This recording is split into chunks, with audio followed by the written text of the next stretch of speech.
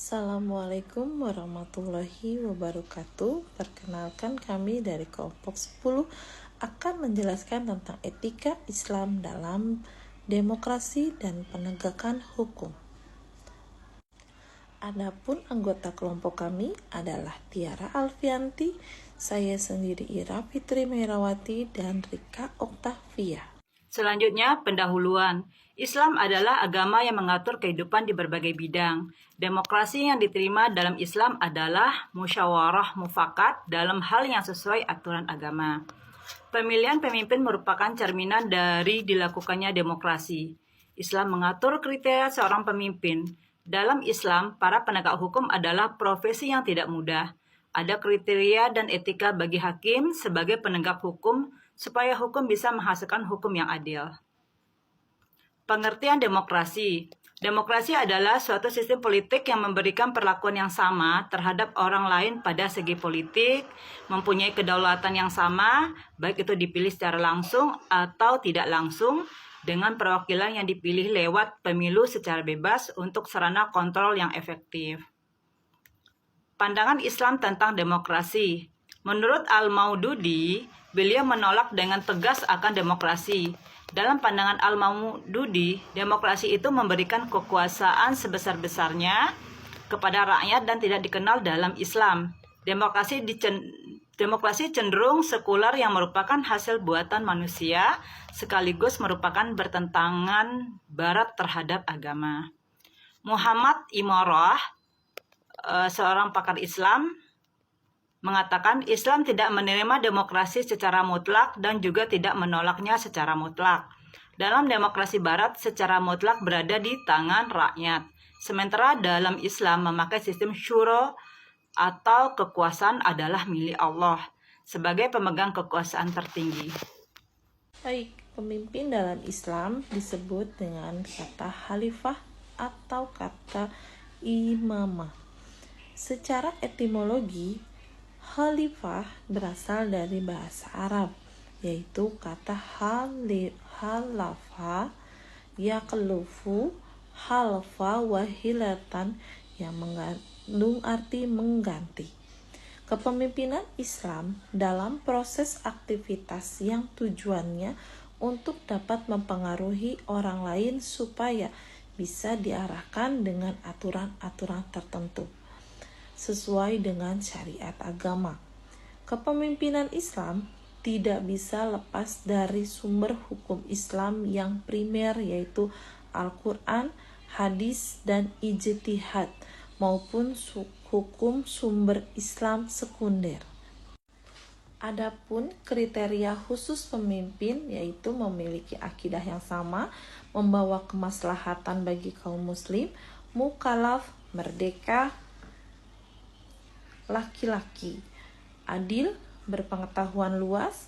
Dalam arti sebenarnya, pemimpin harus memiliki pengetahuan hukum-hukum, paham tentang agama, berani, mampu, mempunyai pemikiran yang brilian, sejahtera panca indera, agar membawa rakyatnya menjadi mudah dan cepat. Menurut Profesor H.A. Dazuli, hak seorang pemimpin ada 3. Hak pertama dan kedua mengutip pendapat Al-Mawardi, yaitu hak untuk ditaati, hak untuk dibantu, hak untuk mendapatkan imbalan. Selanjutnya, etika penegakan hukum atau hakim. Berkantor di tengah negeri dapat dijumpai masyarakat dengan mudah. Tidak boleh memutus perkara di masjid. Hakim harus menyamakan pada 2 orang perkara dalam hal mereka. Tidak boleh menerima pemberian dari rakyatnya. Jangan memutuskan perkara ketika dalam keadaan marah, lapar, haus, larut malam, sangat susah, sangat gembira, sakit, dan lain-lain.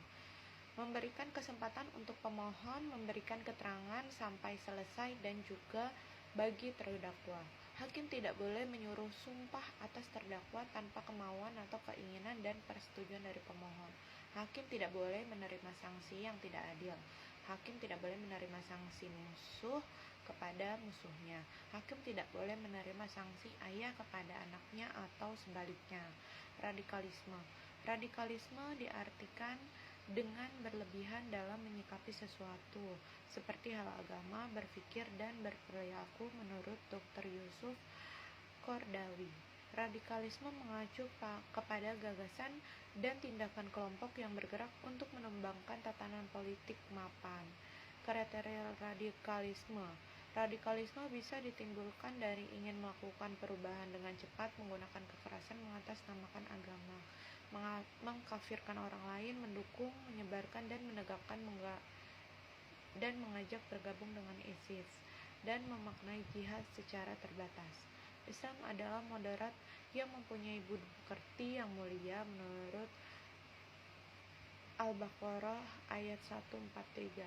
Islam melarang sikap radikalisme.